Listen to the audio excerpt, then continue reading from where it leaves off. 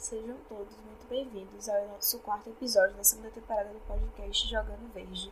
Hoje estamos recebendo aqui o professor Alexandre Ficina, docente do Departamento de Engenharia Ambiental da Escola Politécnica da Universidade Federal da Bahia, onde leciona as matérias Ciências do Ambiente e Qualidade do Ar. É pesquisador da Rede de Tecnologias Limpas da UFBA Teclim, nas linhas de pesquisa, sustentabilidade, prevenção da poluição e produção mais limpa, P+L. Além disso, é perito criminal, classe especial do Departamento da Polícia Técnica do Estado da Bahia, com experiência nas áreas de laboratório forense, toxicologia forense, ambiental forense, gestão, planejamento estratégico na perícia oficial. Bom dia, gente. Primeiro, agradecer ao PET, ao programa da UFBA, agradecer a vocês, proporcionar através do podcast Jogando Verde, o convite, para a gente fazer esse bate-papo sobre a Lei de Crimes Ambientais e falar um pouquinho sobre a atuação da perícia oficial. Eu espero que seja proveitoso para vocês todos e fico à disposição para a gente iniciar. Bom dia, eu vou fazer um breve comentário acerca do tema. Então, no Brasil, a Lei 9.605, de 1998, que dispõe sobre crimes ambientais, constitui como crime dessa natureza toda e qualquer violação relacionada à flora, fauna e recursos naturais. Além disso, também se enquadram na lei crimes contra o ordenamento urbano, patrimônio cultural e administração ambiental. Dessa forma, destruição ou dano à vegetação da área de preservação permanente, incêndio em mato-floresta, agressões cometidas a animais silvestres, pesquisa ou extração de recursos naturais sem autorização e disseminação de pragas que possam causar danos à agricultura, são exemplos de crimes ambientais. Além dessa lei, o artigo 225 da Constituição Federal frisa o direito a um meio ambiente ecologicamente equilibrado e ressalta que a sua preservação é uma responsabilidade coletiva do Estado e de seus cidadãos. Entretanto, analisando o cenário brasileiro nos últimos anos, nos deparamos com uma série de situações alarmantes em que o equilíbrio e a preservação do meio ambiente foram violados. Visto tudo isso que Beatriz disse, com base na sua experiência na área, você poderia dar maiores detalhes das áreas de atuação, assim como citar alguns casos de crimes ambientais mais recorrentes? Ocorreu algum caso que te marcou devido à complexidade dos danos gerados? Bem, o que Beatriz colocou, Ingrid, é bastante interessante aí porque ela traz aí o arcabouço do capítulo 5, que é sobre os crimes ambientais, ela traz aí as 5 seções. E essas 5 seções é, de fato, a área de atuação da perícia oficial. Quando a gente fala de lei de crimes ambientais, a lei de crimes ambientais, ela traz, na verdade, as condutas delitivas, para que, na verdade, a perícia oficial possa atuar. Para falar um pouquinho sobre perícia oficial, e primeiro definir o que seria a perícia oficial.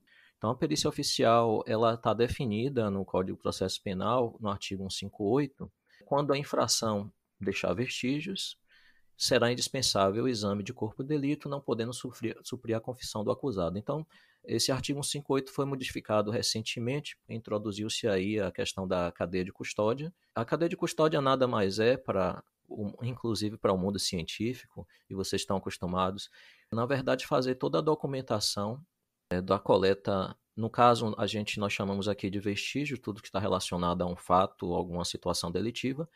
Na verdade, é uma amostragem, é uma coleta, é um início do processo todo de produção de prova material. Então, esse vestígio, toda a parte de documentação, encaminhamento e transferência de custódia, até, na verdade, a realização da perícia, a conclusão da perícia, a guarda desse material e o possível descarte em algum momento, se for necessário. Então, aí o perito oficial está definido nesse artigo 159. Quem é que vai fazer esse tipo de exame de corpo de delito? É o perito oficial, que está definido no artigo 159. Ele precisa ser portador do diploma de curso superior, mas não só isso. Então, perito oficial, nós temos aí uma definição, inclusive, de lei federal, que é a 12.030, que define quem são os peritos oficiais. Então, a perícia oficial, os peritos oficiais, na lei 12.030, diz que são aqueles profissionais que, ligados aos órgãos de perícia oficial de natureza criminal, em razão do exercício da atividade de perícia oficial de natureza criminal. Eles têm autonomia técnica, científica, funcional, mas é exigido concurso público para você exercer a função de perito oficial, assim como outras carreiras típicas de Estado, como o delegado, o promotor, o juiz. Então, o perito oficial, você precisa ter o nível superior, fazer o concurso público e assim estar no cargo de perito oficial e trabalhar num dos órgãos da perícia oficial. Falando da perícia oficial, ela pode estar a nível federal. Então, eu posso ter o perito oficial a nível federal, que vai atuar nas demandas de crimes federais, e o perito estadual, oficial estadual, que está ligado aos estados, de todos os estados da federação e o Distrito Federal. Então, temos uma legislação específica também do estado, mas ela está sempre em consonância com a legislação federal. Então, para ser perito oficial, quem são os peritos oficiais? O perito criminal, que vai trabalhar com as diferentes áreas da criminalística, e o perito médico legal e o perito odontolegal. Estes são as três modalidades de perito oficial definidas na legislação.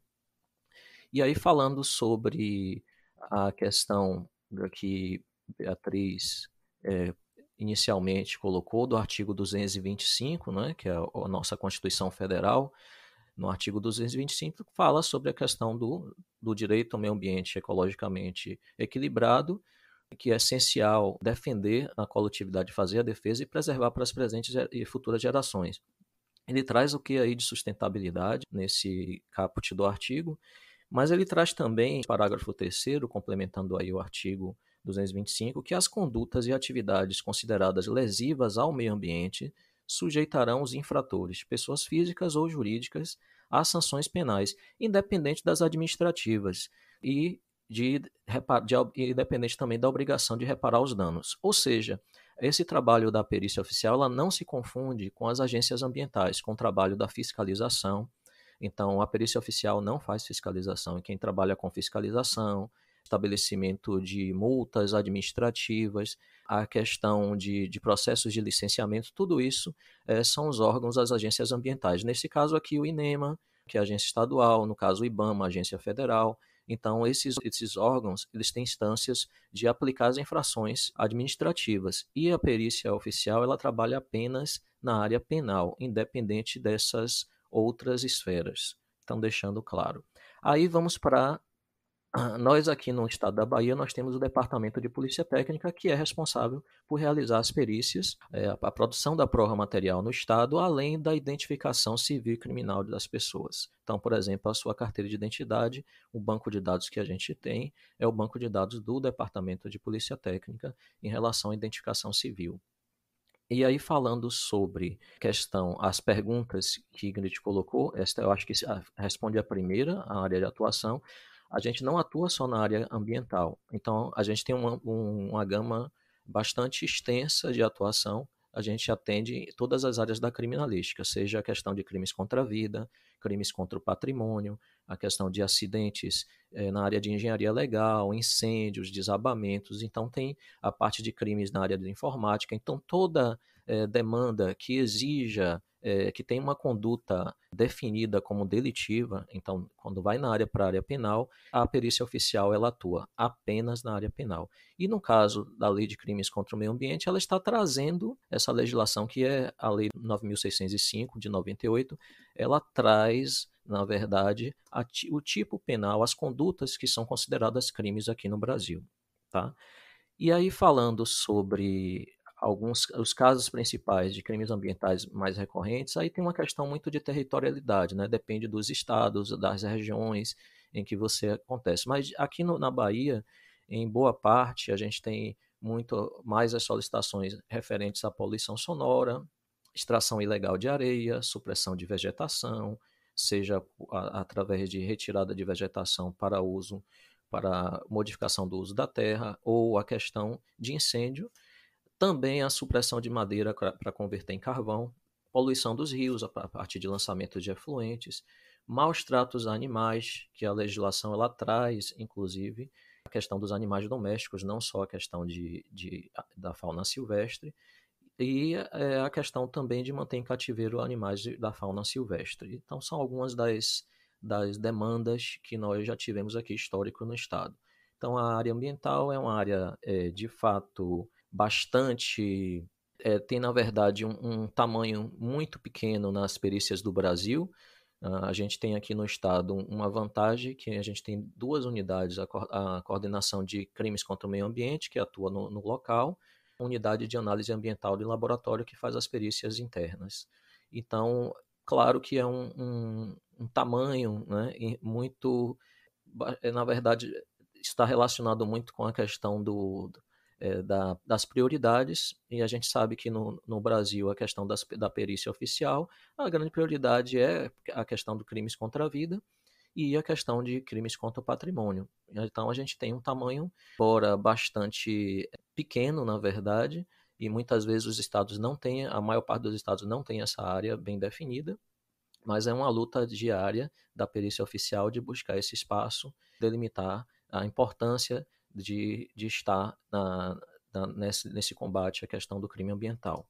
E aí, falando sobre algum caso que me chamou a atenção, eu vou falar de uma maneira geral de alguns casos que foram emblemáticos. Por exemplo, um caso que foi emblemático e que ele é anterior à legislação de crimes ambientais, né, mas de crimes ambientais, é o caso da contaminação de chumbo em Santa Amaro a partir da metalurgia. Então, uma empresa, uma multinacional que se instala em 1960, só para dar uma ideia a vocês, como a lei de crimes ambientais ela traz avanços, não é? Mas na época não tinha lei de crimes ambientais, ela é de 1998, mas nós temos aí um caso que se arrastou, essa empresa contaminou Santa Amaro, todos os compartimentos ambientais, nós tivemos também a contaminação dos trabalhadores, da água, do próprio entorno da população, crianças e mulheres bastante afetadas, e essa empresa, quando se descobriu na década de 70 com a pesquisa científica e trabalho de identificação de contaminação ocupacional, se verificou que a maioria dos trabalhadores estavam com níveis altos de chumbo.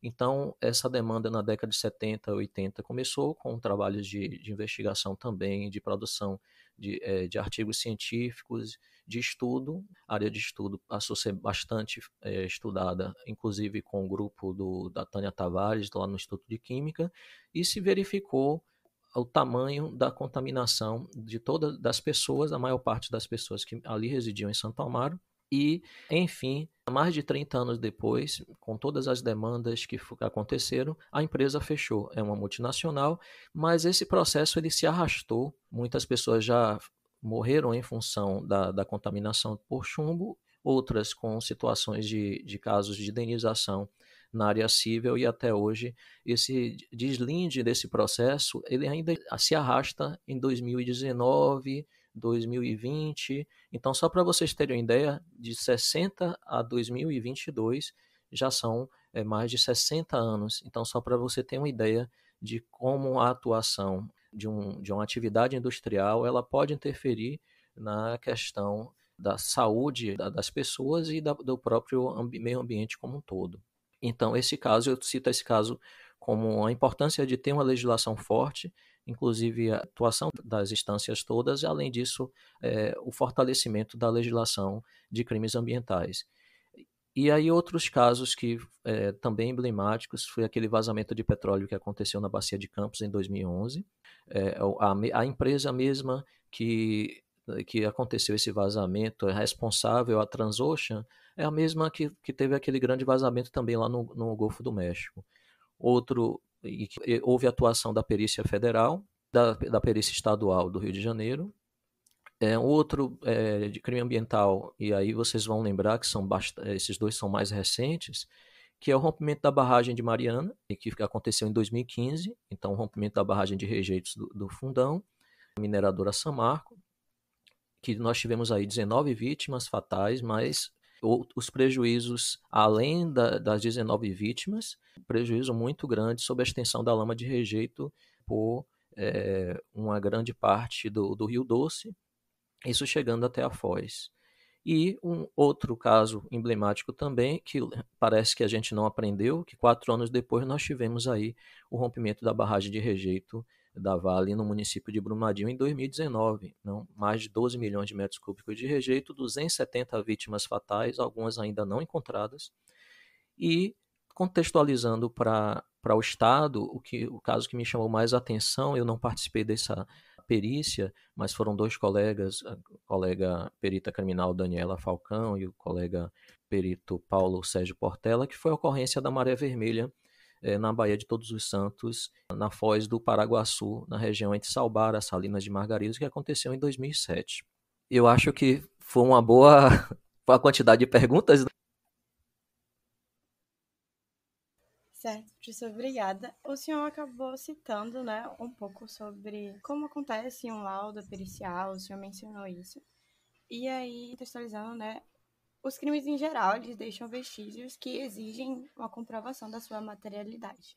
Então, conforme os artigos 158 e 159 do Código do Processo Penal, eles devem ser comprovados através da realização de um laudo pericial, que é elaborado por profissionais qualificados.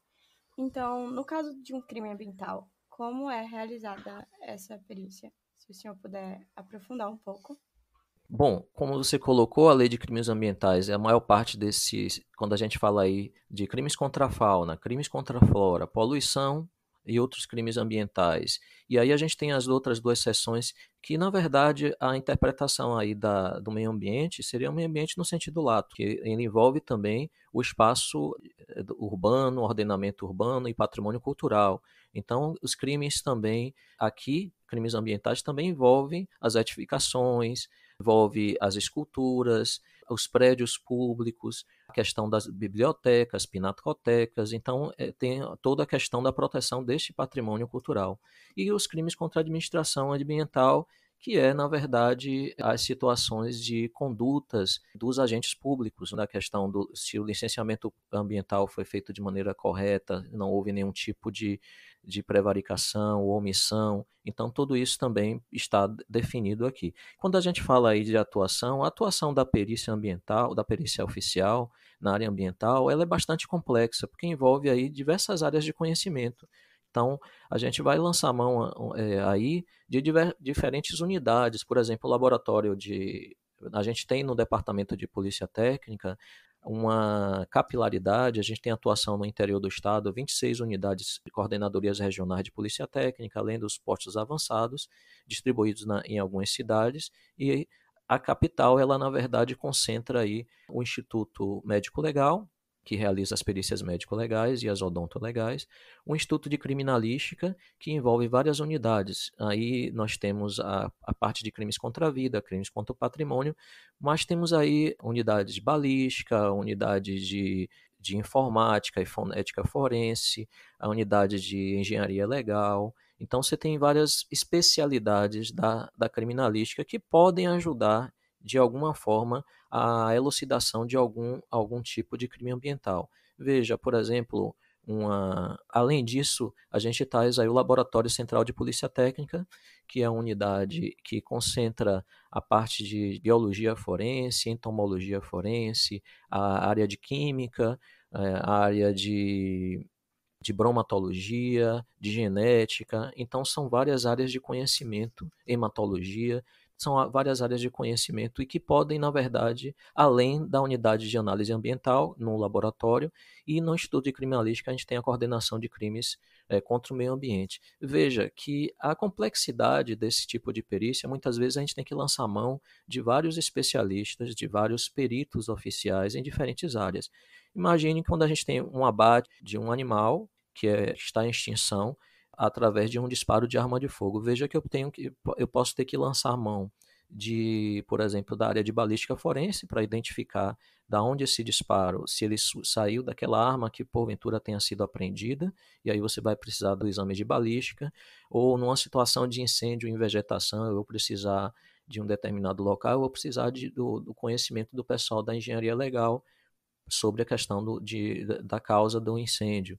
Se eu quiser identificar uma espécime ou uma questão de um interesse na área de biologia forense, então eu tenho profissionais de várias áreas que podem auxiliar, dada a complexidade desse tipo de perícia na área ambiental. Então na verdade, uma situação bastante complexa, a gente tem aí a atuação da coordenação de crimes contra o meio ambiente, mas você tem aí a possibilidade de encaminhamentos para várias áreas de conhecimento científico para tentar buscar a elucidação e responder as perguntas de autoria, de como aconteceu, de qual foi o modus operandi, quais foram os instrumentos utilizados e consubstanciar tudo isso no laudo de exame pericial, que é onde os profissionais, que pode ser pericial, podem ser, na verdade, a participação aí de vários profissionais. Então, de acordo com a complexidade, eu posso ter responsável por um laudo pericial de um ou mais peritos, dada a complexidade. Ou eu posso ter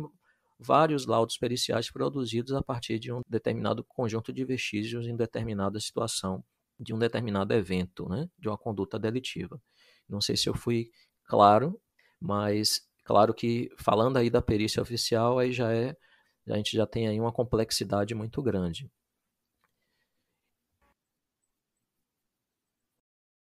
Obrigada. Lembrando que essa é uma atividade desenvolvida pelo Programa de Educação Tutorial de Engenharia Sanitária e Ambiental da UFBA. E para continuar ouvindo o podcast, basta ficar atento às nossas redes sociais, no Instagram, @petambiental.ufba. Fique ligado e não perca nenhum episódio.